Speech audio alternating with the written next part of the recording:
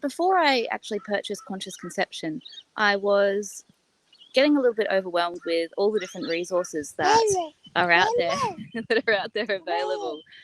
I just really wanted to find a good resource to help hone in not only my nutrition, but other lifestyle things as well. So I purchased Conscious Conception because I really, really liked Lauren's thorough but also down-to-earth approach. I'd been tracking my cycle for quite some time using temperature, and I'd been having a really hard time getting my temperatures up. They'd been really, really low for quite some time. And I did notice that when I did those steps as we're in the course, my temperatures went up, my cycles got better, less painful, and we actually did conceive this little one on our first try. I think the most tangible result of taking the course is this little one here. Yeah, she's nearly 11 months old now.